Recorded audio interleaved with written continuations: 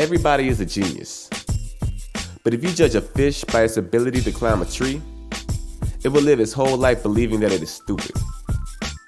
Many believe that to be a quote from Albert Einstein, though some have arguments against it. Whether he said it or not, however, is irrelevant. The sentiment is what is important. Throughout our education, we're often taught the same way. The teacher will give a lecture at the front of the class and maybe write some notes about the lesson on the board. Then we'll assign homework to be graded the next day. Then their students will be graded along the bell curve, where the average grade would be a C and the brightest will receive an A. As a quick side note, teachers are overworked and underpaid for the work that they do. Most teachers can attest that there is often a student that is brilliant but unfocused. This student shows all the potential but doesn't always show up on assignments. Some would say the student lacks interest. I know this well because that student was most often me. Did I mention how underpaid teachers are? The crazy thing about it all, for me, is that in most classes, I was actually a good student. I had a chemistry class that I very literally slept through and earned a B. Remind me to tell you that story later. However, there were some classes that I just struggled in. I'm looking at you, English 4. It wasn't until much later that I realized it wasn't that I couldn't understand the material, but that it wasn't presented in a way that I could understand, based on my learning style.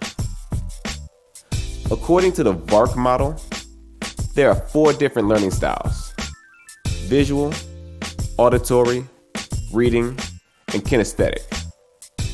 In school, the highest performers would usually favor a reading learning style, in part because the classroom is generally geared around this style. These are the note takers.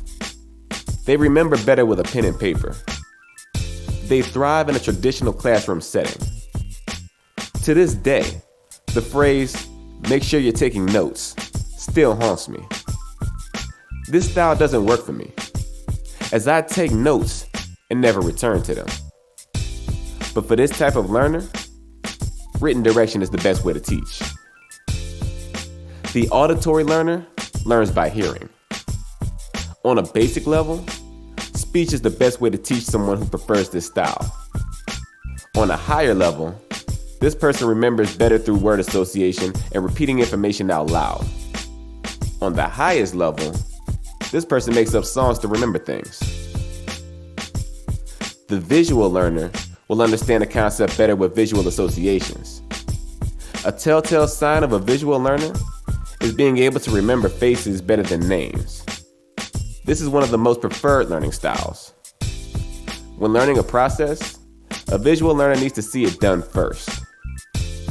The most obvious sign of a visual learner is having notes covered in doodles and drawings. I was going to put an example here, but I just couldn't think of any.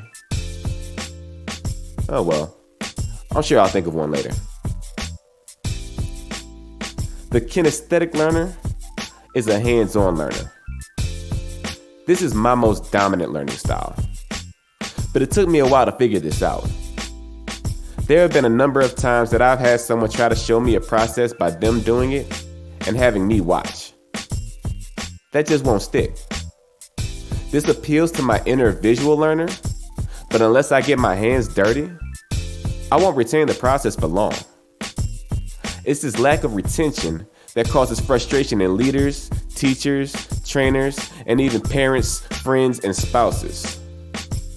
It's because we're not speaking the same language, but we assume that what we're communicating is being received. Okay, so when I decided to dive into this topic, I didn't think I would get this long-winded. So I'm going to make this a 2-part video. Come back next week and I'll tell you about some techniques to reach each type of learner, or to get a better understanding for your learning type. I'll also give you my personal training process to reach all of the learning types.